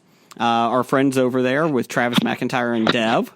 And he's actually calling in to talk a little bit about it. This is our regularly scheduled program, so there'd be nothing changing, but Greg's going to sit with us for a little bit and talk. And how you doing, Greg? Good. Hello. Yes, I am Greg Wright, and I'm here to say a lot of clever things, I hope. Yes. Hey, Greg. What are you wearing right now? Something clever. Oh, wait. It's not that kind of phone call. All right. I'm sorry, guys. It could be. I have my credit card number, Greg. Are you ready? Dev in particular, though, I got to say. He was doing a lot of trash talking earlier. Yeah, we have a love-hate relationship with Dev. He loves us. We hate him. So it's kind of works out well. Yeah, it's kind of like a three-way. I hate Jason, but I love Dev. You know. Hey, Blake, are you worried? Blake, are you upset that you don't get to see me directly this week? No, actually, I'm thrilled, and I want to do this every week. Just call in every week. Yeah. I'm going to say Blake can ignore you without looking at you now. Yeah, so Blake, Greg, if you haven't heard us before, good for you. You probably shouldn't. But if you have, Blake likes to ignore me. We sit directly across from each other in the Bob Studios, and he always ignores me. I can go on a 5-minute thing like I am now, and he will just ignore me. So Blake has a love-hate thing. I love him. He hates me, so it works out well. Sounds like a coping mechanism for both of you. It is. I'm needy. So first off, let's get a little introduction on Greg here, and then we'll get into some of the other things here. First off, like I said, Greg, you wrote comic book floppy winner, Monstrous. So you won the prestigious Floppy Award from us 2 years ago, as our favorite comic book of the year. And you're finally now on the show. 2 years later. Yes, thank you for having me on. I appreciate it for dealing with my schedule. And, I'm in such high demand, I guess. Well, and Blake, you should be happy because Greg's actually in Michigan. Isn't that your favorite state? Yeah, that's my favorite province in Canada. Oh, man. Yeah, I do kind of have a Canadian accent. I've been told by people with other accents, I guess. What's that all boot? Yeah. So, Greg, tell us first off, you can do a lot better description of Monstrous than I can, because I'll be honest, I kind of butcher any type of description. So tell us what Monstrous is about first off. Okay, yes, absolutely. Monstrous is a series of stories that are all set in Frankenstein's Europe. The main focus is that you have steam-powered robots fighting your classic monsters. So there's Frankenstein and Dracula and the Wolfman, but there's also, like, Igor doing tech support on brains and jars. And basically, like, there's nobody who's 100% good or bad. There's good guys who aren't that good, bad guys who aren't that bad. Everybody is a little bit monstrous. And I want to throw this out there for people. If they want to check out Monstrous, there's a thing called the Halloween Comic Fest at comic book shops the Saturday before Halloween, and they're giving out 3 copies of the 3rd issue of Monstrous, which is called 3 Monsters and a Baby. So there's literally no cost to people if they want to go and check this out if their local comic book shop is doing a Halloween Comic Fest. But we want them to go to Amazon and buy this, too. Right, yeah, go to Amazon, go to Source Point Press. You can buy it, too. You don't need to be a leech your whole life. That's true. And the reason why I will say Dev is the one that got me hooked on this because it was at the Cincinnati Comic Expo, which Hobie is sponsored by, if you haven't heard. We put it in subtly. And he got me hooked on it. He told me to look at them. And it was about 2.5 years ago or so is when I picked them up because I love the old monster movies. I love everything like that. I love, and then I also like the big monster movies like Godzilla. Because the new one looks amazing. That's awesome. I'm so glad. Now I feel bad for talking trash about Dev earlier. But only a little bit. I'll get over it. I mean, I'll sleep tonight, I think. I will say the reason why I did buy it, though, is because if I spent $20, he was going to give me a hug, and he did. I bet it was wet. Jeff, what do you think about his hands? About Dev's hands? He's got normal-sized hands. Yes, he does. But he has a big heart. But anyway, so I've read through them all. I love them. And I'm not kidding. They are some of my favorite comic books of the last 5 years. Jeff and I have talked about this before. We have not bought a lot of mainstream comics anymore. It just, after a while, we just got tired of it after 20 years or whatever. Jeff, how long did you collect books? What did I say? 24 years? 24 years. And so I started collecting independent ones at the expos and the conventions I go to. So then you kind of got me hooked on it. And we like to buy Source Point Press just because of Dev and Travis and that. Those guys are good guys. They've been on our show before. But yeah, like I said, it really appealed to me with the monster one. So what monster films inspired you on it? Oh, I love the Hammer Studios. I love the Universal Studios. As far back as I can remember, I was a huge fan of these monsters. I would look them up in books at the library and read about them, even before I could access them, because, some of them were harder to track down back in the days of VHS and things like that. Mm-hmm. And now I've seen probably all of the Universal ones and most of the Hammer ones. And it's fun to spend time in that world, but also give it kind of a steampunk twist and update some things and make the characters my own.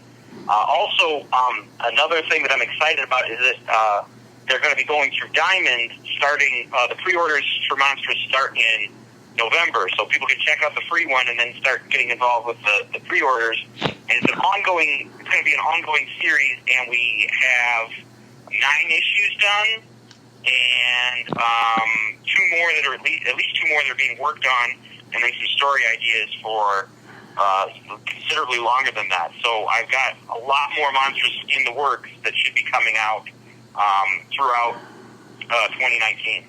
Good, because that was the biggest thing, is because I have them all, so I was kind of waiting for the next ones. So damn you, Greg. That's good. And also, if you're a fan of, like you said, kaiju, big giant monster kinds of things, I also have another comic. There's 2 issues. They're only available digitally right now. And my artist is Eric Reichenbach. The artist on Monsters is Ken Lamoog. But there's going to be some new artists coming in to do like one-shot stories too. I'm skipping all over the place. Sorry, focus. With Eric Reichenbach and myself, we've got 2 issues out, and the 3rd one is almost done, of a comic called Last Monster Standing. And Eric Reichenbach has been on Survivor twice. I'm not saying that to like name check it or whatever, but it has to do with the story, because the basic pitch for Last Monster Standing is that giant monsters invade Tokyo, and then they get their own reality show. I like it. Is it better than Pacific Rim? I think so. I like to think so. I kind of made fun of Pacific Rim in the Holliston book, which I'm going to talk about next, where the guy is like, I wish I could make a joke about Pacific Rim job. So, yeah. That's the level I'm operating at. That's, middle school about, I think. So. Blake just booed you. Blake's a big Pacific Rim fan. But I did appreciate the innuendo joke. Blake, you saw Pacific Rim too, right? Of course not. Ah, have you seen Avengers yet? No. Bastard. No, go ahead and talk about Holliston. Okay, yeah. It's Holliston. That's another thing. Again, that's pre-orders are going on right now for a Halloween delivery for the second Holliston. The first one came out and it was so successful we had a follow-up. It's based on the cult horror sitcom from Adam Green, who did the Hatchet movies, Digging Up the Marrow, Frozen, the horror movie, not the Disney movie. And but you don't need to be a fan of the show to love the comics and the graphic novels. They are their own thing. I mean, it's a standalone thing. You get introduced to the characters in each of them. And the first one was called Holliston, Friendship is Tragic, the one that people can pre-order right now. And I'm hoping to have this be a big, wide release. It's called Carnival of Carnage. And basically a carnival comes to the town of Holliston, and our four independent horror filmmaker friends / losers wind up going to the carnival, and there's a demented chili cook-off, a boyfriend from hell, and zombies. There's all kinds of crazy stuff going on in there.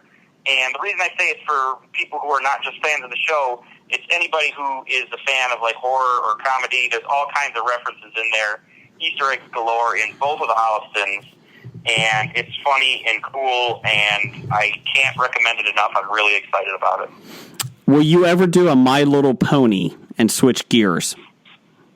You know, I wouldn't rule it out. They have to call me, though. I don't know. I'm worried about what to say now because there's such a vocal brony community, and I don't want to be on the wrong side of them. I don't want them getting angry. Jeff's a brony, right, Jeff? Yeah, sure, whatever. Jeff's a big brony fan. So you're a big horror fan, obviously. Are you upset that the Dark Universe is not happening at Universal Studios? Or are you happy that it's not happening? Because when we've read what they were going to do with it, I didn't like it. Well, Blake... Yeah. I like the Mummy movies, like the Brendan Fraser Mummy movies. I think those are okay. And it really was a bummer to me that they led with Tom Cruise Mummy and that it really tripped right out of the gate.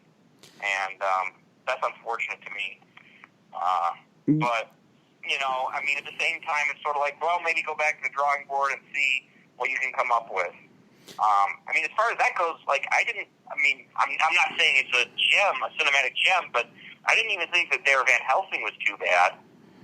That's from a long time ago. But. Yeah, Jeff and I have talked many times about Van Helsing. One of the worst movies ever made. It's bad, but I didn't think it was as bad as The Mummy, but maybe that's just me. Blake, did you see the new Mummy with Tom Cruise? Why would I? No, I thought you did. I thought you saw it. Oh. But if it has Tom Cruise running, I've seen Tom Cruise running an awful lot, so I don't care. I have it on my DVR for the last, I want to say 6 months, The Mummy, and I still have yet to even turn it on. So I keep wanting to, but I just haven't. Now the other thing is too, we talked about this last week, and Blake's going to talk about this later on with Gen Con. But last week, Greg, we were replacing horror film characters with Muppets. You got any suggestions for that? Oh, yeah. I think you get Jigsaw replaced with the Swedish Chef. I think that would work really well, right? Because he's got the meat cleaver, and he's, I guess it's Cary Elwes who chops off his own foot, right? But I just feel like, the Swedish Chef, while he's running around, it's a reverse bear trap. I don't think we did that one last week. Did we with Swedish Chef, guys? I don't think we did mention Swedish Chef, no. What did we have last week? We had Animal as Leatherface. Yes. I can definitely do that, yeah. And then what else did we have, Blake? Come on, you're the guy that remembers. No, we just had. I just replaced all the Muppet characters. I kept Marky Mark Wahlberg's character from Boogie Nights. Oh, and that's replaced right. everybody else with the Muppets. That's right. We did all movies. Oh, But I didn't do any of the horror stuff though. But you guys did more of the horror stuff. To the Japanese horror movie Audition, right, where he's like auditioning for a wife and she goes crazy. I could definitely see Miss Piggy doing that. I don't think I've seen that one. I've not seen that one. It's pretty disturbing. It's a Takashi Miike movie. I already sound super pretentious. I'm sorry. You're allowed to be super pretentious. That's fine. Now, here's the big thing. This is the biggest question of the night. And because my two co-hosts are jerks and don't agree with me, are you excited to see the Meg? You know, I'm not gonna rush to the theater. I don't see too many movies in the theater. Although I did see the new Mission Impossible. I thought that was pretty good. But you know, I like Jaws a lot, and I feel like they're trying to like mess with the Jaws iconography. I feel like all the other shark movies they've made, from Sharknado to Deep Blue Sea, I feel like all of them are left wanting. Even the other Jaws sequels are left wanting compared to the visceral thrills that you get in that first Jaws movie. Mm-hmm. I mean, I'll definitely see it, and it's definitely something I actually would look forward to. I like Jason Statham. I like giant monster movies, sharks. All that's cool. But I don't know that it's going to get me into a theater to see it, though, either. I went to look to get tickets for Thursday night, and it's just me going. And in the local theater, only 2 tickets have been sold. Not the mega audience they were hoping for the Meg. No, I think they're going to have a. I told you, Jason, when I first saw it, I thought it was a joke. I thought it was one of those goofy movie joke, previews. Blake, here's the thing. I feel like it's going to have a lot of walk-up service on Thursday night. What do you think? Come on, no. Blake. I hate you all. No. I hate you. I'm still going. I'm excited about it. I think I want to see Jason Statham punch a shark. That's all I want to see. And you probably won't even get that. I know. I'm not going to. Well, I can. If he punched it, he'd lose his hand. Oh, I think he could find a way. He's in Fast and Furious. He found a way. I can tell you it's already unbelievable, Jason, because the views that they showed of the shark and how big it is, and it's swimming under everybody that's out at the ocean. When people are actually out at the ocean before they hit the drop-off shelf, it's not deep enough for a shark that big. So I hate to tell you this, Jason, but it's fake. You're looking at it as a scientific thing. We don't do science in the world anymore, so suck on that, Blake. That's true. All right, fake movie. I want to see a shark biting people, not swallowing people. I don't want it to have that big a mouth, I want to see it chop people up with its mouth. I've heard many people say the same thing. Yeah, I mean, those people can live probably hours in its mouth until the digestive juices get them. Come on. It's not the Sarlacc pit. It looks like it. Have you seen the poster? The monster that swallows. It's probably... it seems very suggestive at best. I don't really want to... If there's a movie about a creature that swallows, I don't want it to be a shark, I guess. I don't know. Jeff, do you think Boba Fett will crawl out of it? Might. You never know. You know what? Maybe this is a prequel to the Star Wars movies, the Boba Fett one. No, nothing. Okay. No, nothing. No. Okay. No. No, that's the kind of thing I love. That's why I write comic books, because I was watching one movie, I don't even remember what it was, but a woman washed up on shore, and it was a boring movie, and I'm like, wouldn't it be cool if she washed up onto Skull Island? Like, the movie just takes a sharp left turn and gives you something you don't expect. I feel like comic books can do that better than movies.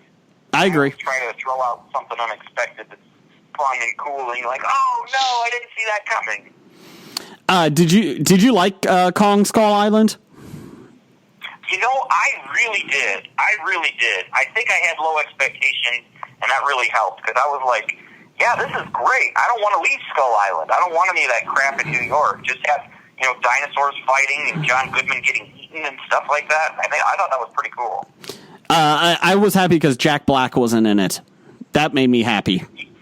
Yeah.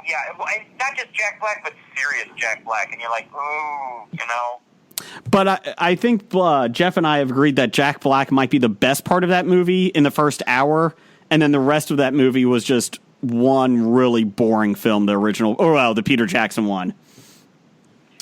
Yeah, well, I mean, the first hour they're on Skull Island, and I think they learned their lesson. They're like, we don't need any of this other crap. Just give us Skull Island, And monsters running around. And the new one had John C. Reilly. Yes, I knew he was in it from the trailer, but still it felt like fun and cool and unexpected that just here he is, and this weird subplot of like a World War II vet. I'm like, I really like that. I don't know. Now, like I said, we want to have you back on, Greg. Okay, so your Skype was having issues. We were having issues on Skype, so we want to have you back on because I have a lot of questions with Monstrous, and I know that you're too good to come to the Cincinnati Comic Expo this year. Or that's what. I don't know. I don't remember if I think I'm signed up for something else that weekend. I don't know. That was not my words. That was Dev's words. Oh yeah. Oh shoot. Because I do have a lot of questions about Monstrous, and I want to do a special one-off Hobie, like a 30-minute one of just me asking you questions about it, if you don't mind. I can dig it. Okay. I can dig it. Can you give me one? Can you give me one now? Well, the first one I had, I'm not kidding you, was when the hell is the series going to start? I was tired of it. I got you covered. Yeah, pre-orders start in November, and people can get the free Halloween Comics Fest version the Saturday before Halloween. That's getting bigger every year. It's kind of like Comic Book Day on the other end of the year. And it's Halloween-themed stuff. They're not all exclusively Halloween-themed, like there's a Ms. Marvel and there's a Superior Spider-Man and stuff like that, but mine is Halloween-themed, damn it, and it's fun and cool, and anybody can check it out. My other question is the series going to be more connected? Yeah, so the first 4 are all one-shots, and they all tie together in the next 4. Then I have some one-shots as well as another 4-issue arc that's coming out that will be about Abraham Van Helsing fighting Dracula, and Dracula blinds him. Okay. And then bites him, and he becomes a vampire. So he's kind of like a daredevil. He's got like these super senses. He can heal fast, and he's got to track down Dracula. And it's pretty cool because he's blind, but he has his other senses enhanced, and goes about fighting monsters and goblins. And he also gets trained by a Jiangshi, which is like a Chinese vampire, and she teaches him, like how to fight and how to enhance his powers and stuff. It's a pretty cool thing, and I can't wait. That one got art by John Wright, which I'm not related to him, but we have the last name, same last name. Yeah, and like I said, I like that you had one shots, and because I know that you were trying to build the world around it and get people into it, and I did enjoy that. That was not a slight at all, but I did want to know if you were going to make them a little bit more connected. Not that I needed it. It's just I was just kind of curious on it. Yeah, well, like I said, we've got some that are going to. I mean, I always want people to be getting on board, and I feel like if I this is going to be my 18-issue epic, then a whole bunch of people would be like, maybe we don't want to jump on board. But it's like if there's new stories coming out all the time with different characters. I'm also working. I got another like a one shot with some mummies, and one with like Baba Yaga from the Russian folktales. So yeah, there's a lot more stuff coming on the way in the what's going to be issues 5, 6, 7, and 8. All the characters from 1, 2, 3, and 4 get connected in a story about, it's called European Getaway. It's a 4-issue arc, and one of the characters from the first 4 issues gets gets framed for a murder of, I think I can tell this, I think this is in the first issue, gets framed for murdering Dr. Frankenstein, and trying to prove innocence. Bounty hunters are after the character, so are good guys, the Franken Squad, the criminal underworld, and trying to clear a name, and as well as get out of Europe before the net closes. So there's a lot of fun with these stories. It's kind of like the Wild West, except instead of cowboys, Indians, it's monsters versus robots. And people have been really receptive to it. They really liked it a lot. Good. Good. Like I said, I'm looking forward to it. So, Greg, I will let you go here, and then, like I said, we will get you back on here pretty soon when technology doesn't suck for all of us. I hope. Thank you for your patience, and thank you for having me on. I really appreciate it. Not a problem. And tell us real quick, tell us again where they can find you. All right. You can find me, believe it or not, I'm having technical difficulties with my Facebook as well. But, yeah, I'm on Facebook, I'm on Twitter, and I also have a website, which is GregWrightComicBooks.com. And you can check me out on Twitter at either Greg Henchman or Greg Wright Books. Both of those link to me. The Greg Wright Books one is just comic stuff. The Greg Henchman stuff is also sometimes jokes and political crap and, whatever else I feel like retweeting. Okay. That kind of thing. Because I was going to say, if you go to History of Bad Ideas, we actually linked your Amazon books to it too as today on the Facebook page. Yep. You can grab you can grab the First Howson and the Monstrous Trade. Also, you can grab all of my comics at SourcePointPress.com. Oh, can I say one other thing? I totally forgot about the new Wild Bullets. Can I mention that? Yeah, go ahead. Okay, I'm sorry. I'm taking up too much time. There's a new Wild Bullets that came out, and the setup for issues 1 and 2, they're both available at SourcePointPress.com. In Wild Bullets, it's about a family of siblings that all grew up to become pulp adventurers.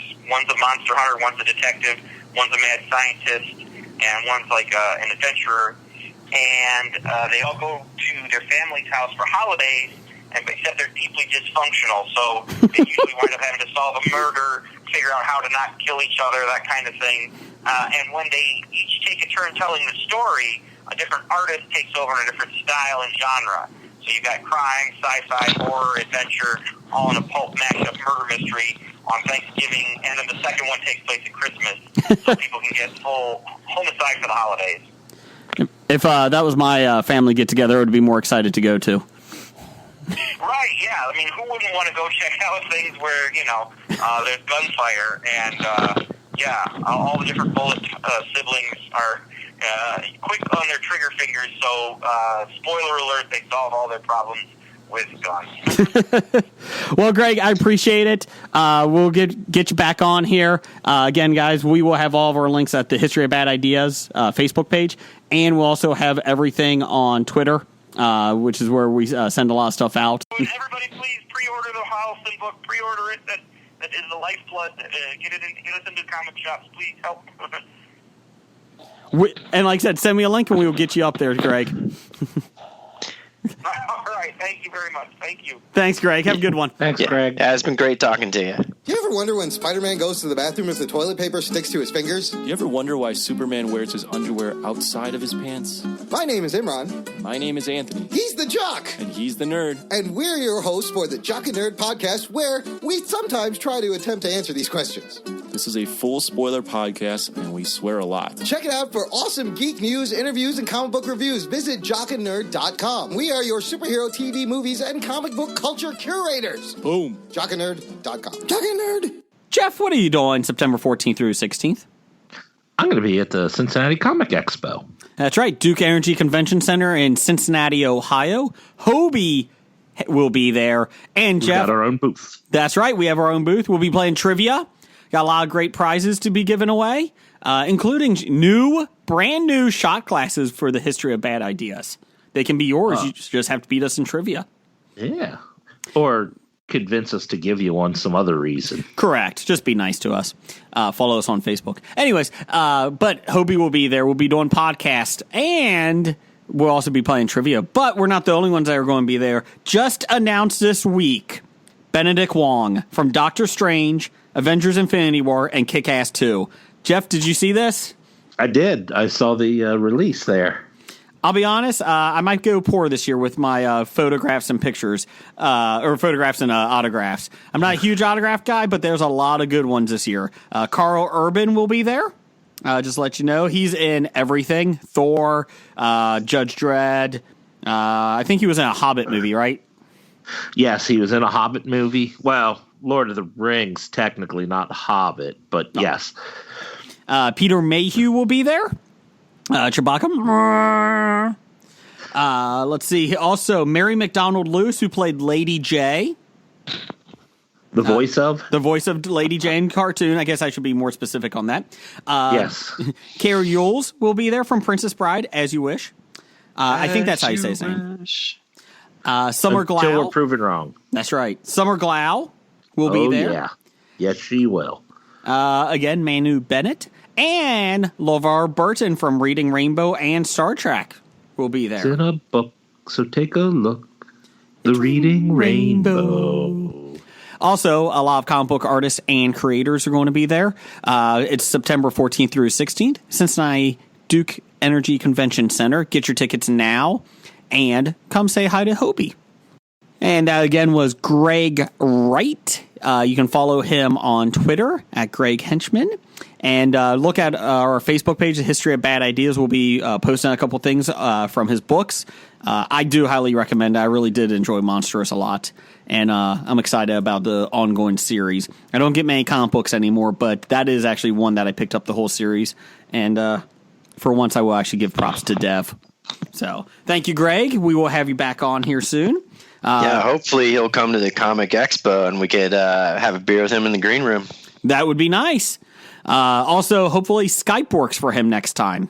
He was supposed to sit in this week for the whole episode, and we apologize, but as usual, Skype is not friendly to everybody.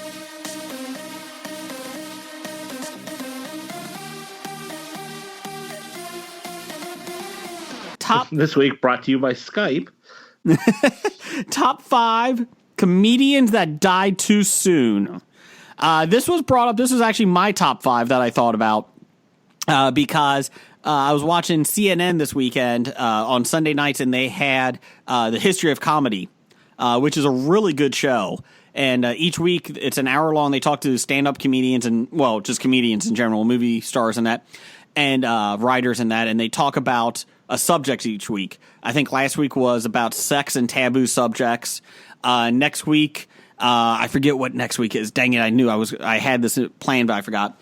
And then this week they had comedians that died too young. So I stole it from CNN.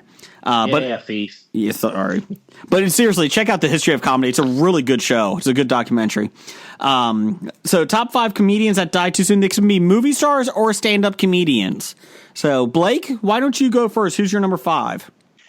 Sure. I'll go ahead and do number 5. I have I tried to keep everybody under the age of 40. Okay. Yeah, because I sat there and I thought about it and I said, what would be a good cutoff age? What is too soon? I said, all right, so younger than 40. I know, unfortunately, we've had some great comic and movie talent pass away unexpectedly, due to various reasons other than natural death or causes. So I said, all right, but after a certain while, you're good. We got enough of them. We could always get more. But who are the people that we were robbed of early? So that's what I'm starting out with. And the first one I'm starting out with is with Mitch Hedberg. He unfortunately passed away at the age of 37 in 2005. And I always compared, he was a very short-lived comic talent, but when he was here, to entertain us, I always thought of him as the livelier Stephen Wright. Yeah, Mitch Hedberg was my number 1. Really? Yep, took him off the board. Definitely when you're saying about too soon, because he was just getting started. Yes. He I suppose, broke in later in life than a lot of other people, but he was just getting started. Do you know that escalators never break? They just become stairs. Yes, exactly. That is probably one of his funniest lines ever. Yes, most popular. And so, yeah, this his bit about the escalators and being stairs. It's pretty funny. So I'm sorry I stole your number 1, Jeff, but it is a very good number 1. I did. I'll go next. I did. Mitch Hedberg's a good one because it kind of went with my criteria. I didn't have an age. I went with more how much potential did we lose as a fans for what they could have done in the future. That was my biggest thing. With Hedberg, I think he could have. It would have been interesting to see if he would have done more like mainstream entertainment or not. I don't know if he could have, like movies and TV shows. So my number 5 was from Last Comic Standing. He's been on a lot of different things. He has had guest appearances. Mike DiStefano. Does anybody remember him? I do not. The name doesn't strike familiar. He was early 40s, and he was basically a New Jersey, New York tough guy, but he was hilarious. He had a really hard life, though. He was basically a junkie. He was a drug addict for a while, and he talks about all this in his stand-up.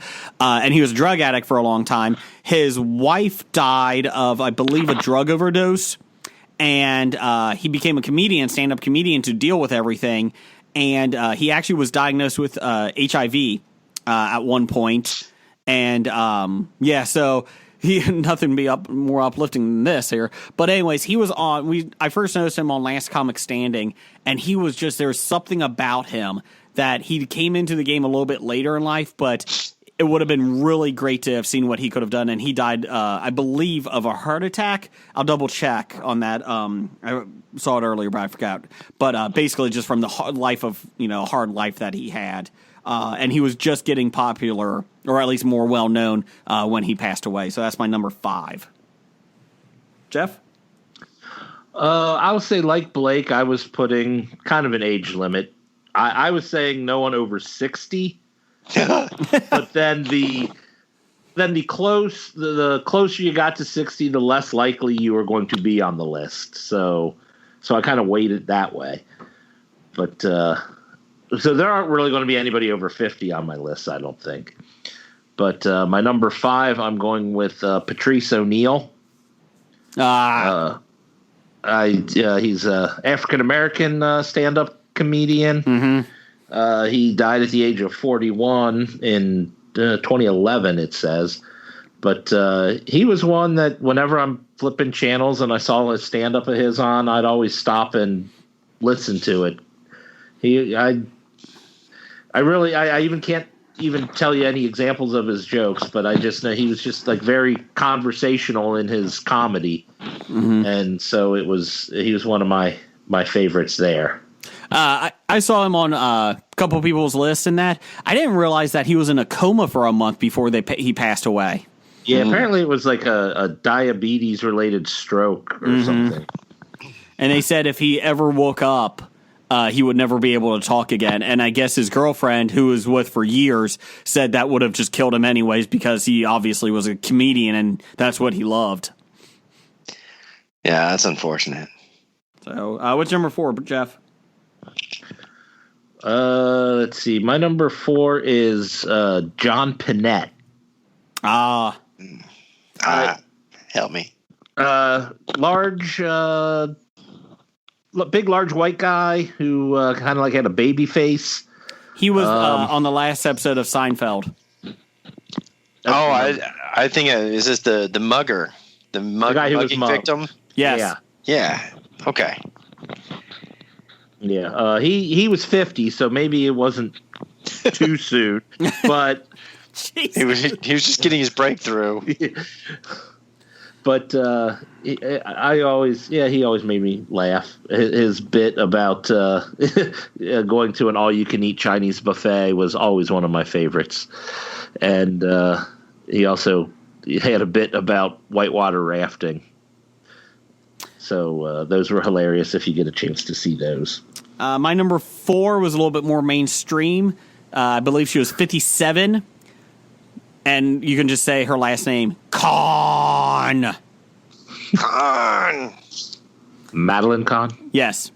Really? Here's the thing. She was 57. She was retired, wasn't she? She was not retired.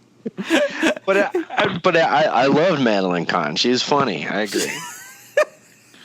Blake, is she retired? Anyways, comedians who retired. Too late. Anyway, she was fuck this. She was on a lot of Mel Brooks films. I would have liked to have seen her, what she could have done later in life. I think she could have done a lot more funny movies than that.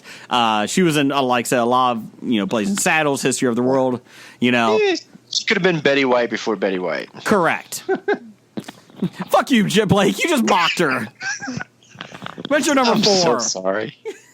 My number four, I'll tell you what, he passed away at the age of 38, 1992, due to a collision with a head-on drunk driver out in the desert in, I believe, in Nevada, outside of Vegas, I believe. But, it may have been I hate to say this, but it's in today's world, his comedy routine would not pass or stand. But I really thought Sam Kinison was pretty funny back in the day. Okay. And unfortunately, it was also it came during a period where he had the run-in with Elton John, and I guess he was making amends on some of his humorous topics that he was using in his stand-ups, and he had been through. If you've ever watched the Sam Kinison, documentaries and stuff, it happened at a period of time where he was, I believe, cleaning up, getting sober, rejuvenating in life, getting his career jump started again, and then, of course, passes away, taken from everybody too soon. Okay, so I think a lot of what with Sam Kinison was, though, he got popular in the mainstream media was because of Back to School as the teacher. But he was also the guardian angel of Al in the Christmas episode of Married with Children. That's what I remember him from. I don't remember that. Yes, he was. He was. Now that you bring that up, I do remember that. Yeah. He also, Bobcat Goldthwait actually accused him of stealing his bit, the screaming part. Mm-hmm. I'm like, whatever, maybe. But he was pretty funny. Bobcat loses all recognition, though, because he was in Hot to Trot, so I don't really listen to what he says. What's your number 3, Blake? Going to my number 3, at the age of 40, at my cutoff, in 1966, Lenny Bruce passed away. Probably your original and most popular shock comic censorship victims, using languages and topics that were considered unsavory for public consumption. Yeah, I've heard a lot about Lenny Bruce, but I can honestly say I don't think I've ever heard a joke that he's told. I've actually listened to a number of his stand-ups and all that kind of stuff. I think by today's standards, you wouldn't be shocked by it. But if you go back to 1966, you're persona non grata and public menace number 1. Okay. My number 3 is John Candy. Yes.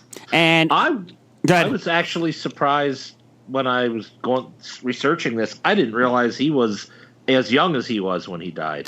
Yeah, and I think part of the reason he's not higher for me, I really like John Candy. I think he did not have the greatest. I did not like a lot of his films towards the end.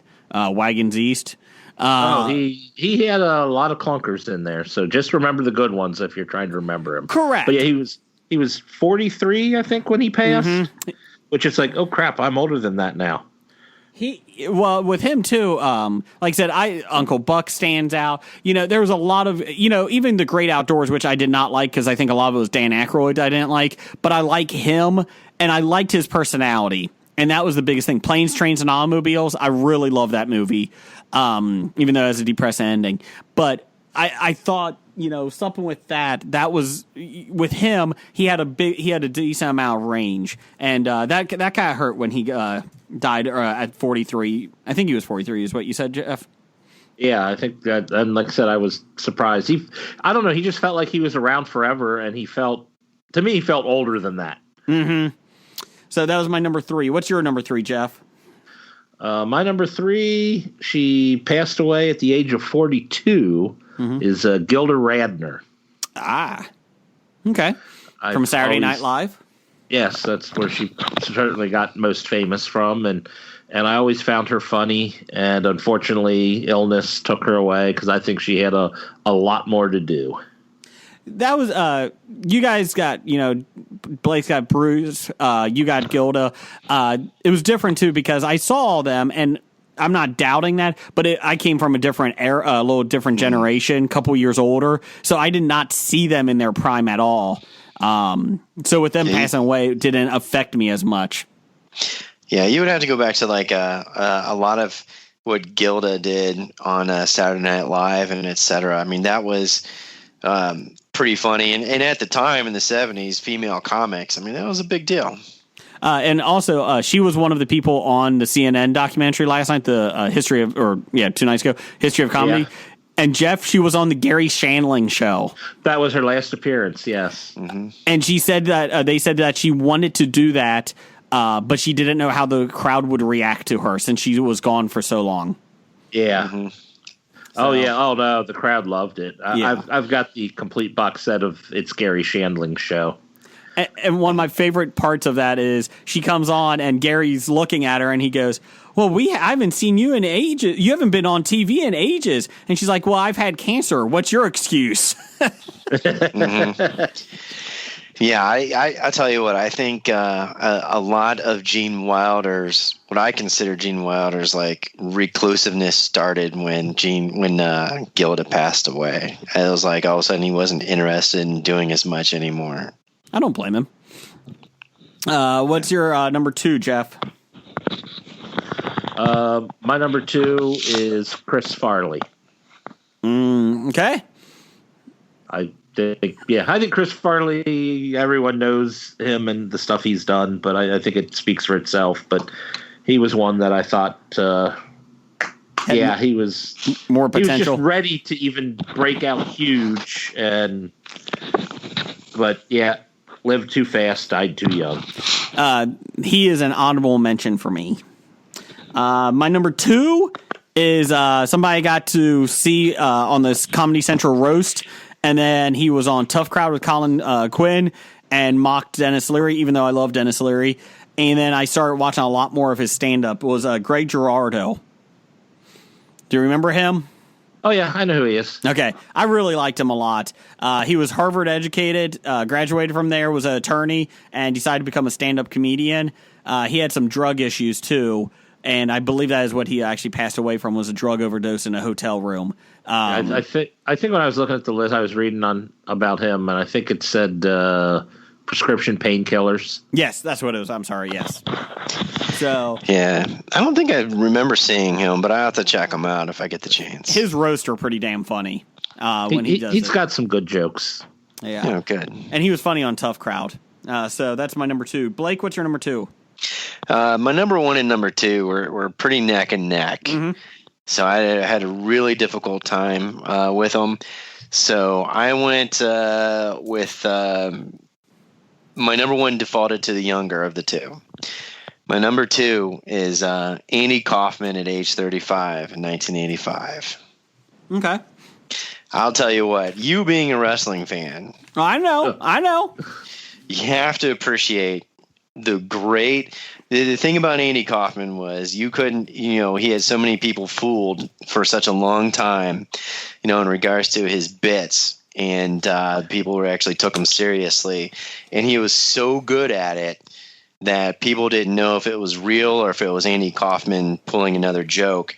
So when he actually passed away, there were a number of people that thought this was just another Andy Kaufman bit, that he was faking having the illness and being sick. And when you are that good, to even when you really pass away, people don't know if you actually did.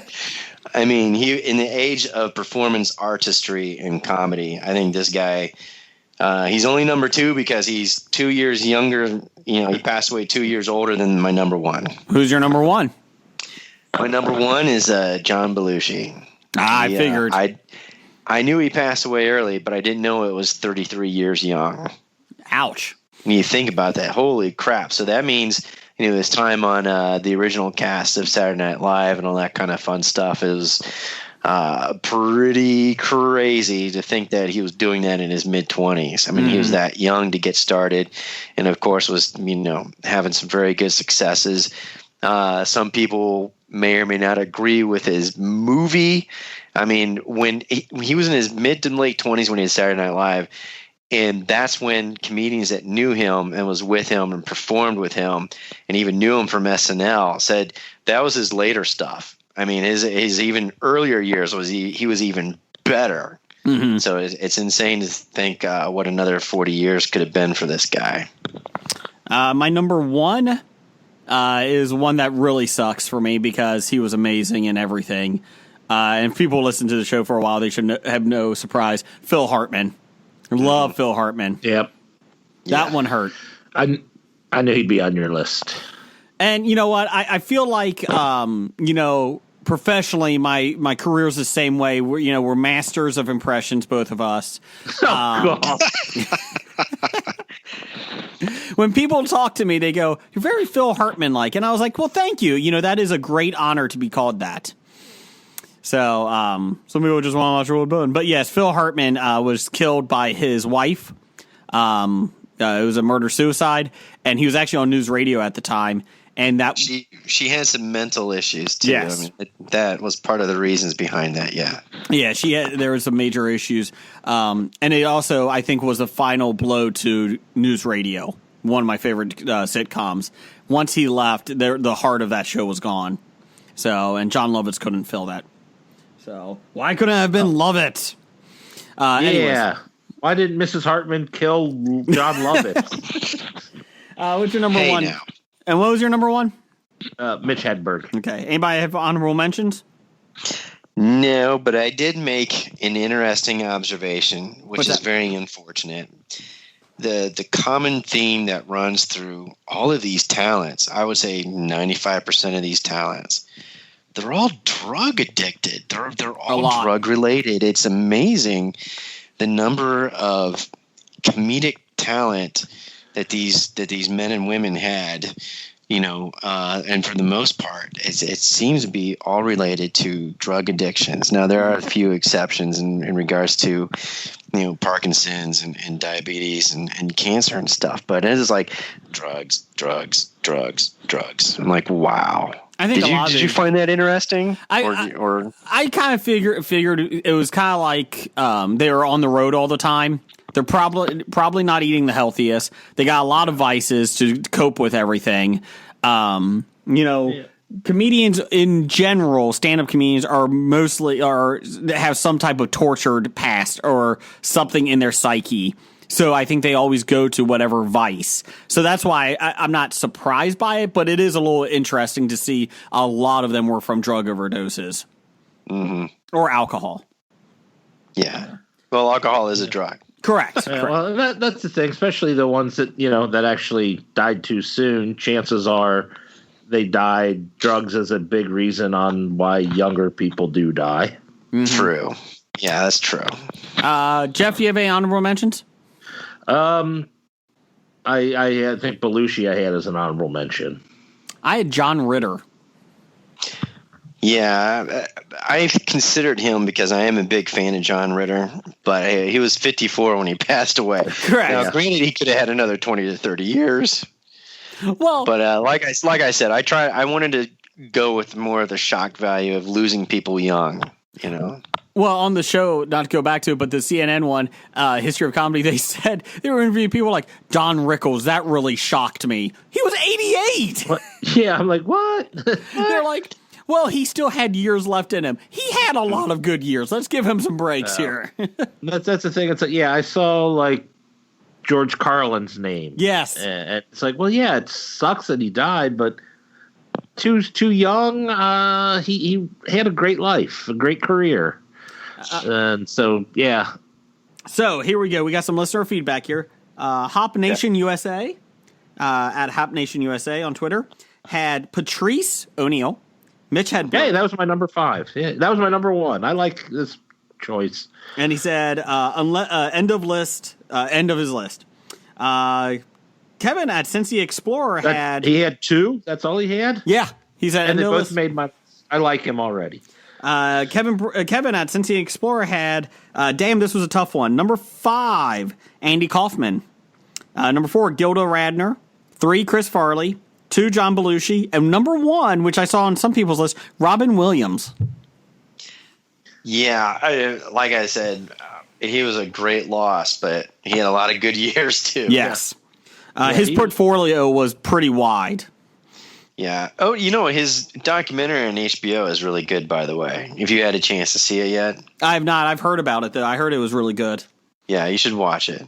He also had honorable mentions of John Candy, Phil Hartman, Sam Kinison, John Ritter, Khan, and Bernie Mac. Yeah. Forgot about Bernie Mac. Let's see here. Our intern, Brian, had John Candy, John Belushi. Well, he just put Belushi. Unfortunately, I don't think it's Jim Belushi. Yeah, Jim is still alive, so I don't think he Really? fits. Yeah, Jim's he may be retired or not working as much as he wants to, but he's still there. He's like Khan. Sam Kinison, Mitch Hedberg, and Chris Farley. Honorable mentions, Phil Hartman, John Panetta. I think that was yours, wasn't it, Jeff? Yep. And Bill Hicks. Mm-hmm. I saw Bill Hicks' name a lot on some of these lists, and I'm like, I don't know who he is. Fun fact on comedies, Kevin at Cincy Explorer said, did you know that Blazing Saddles was nominated for 3 Academy Awards? There you go. There's a fun fact. Yay, fun. Fun fact. Yeah, that's right. Dev had Mitch Hedberg, John Candy, John Belushi, Chris Farley, and Phil Hartman. He hobied that shit.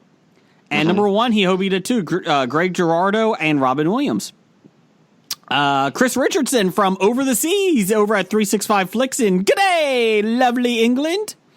He had Victoria Wood, John Candy, Bernie Mac, Caroline Ahern, and Rick Mayall.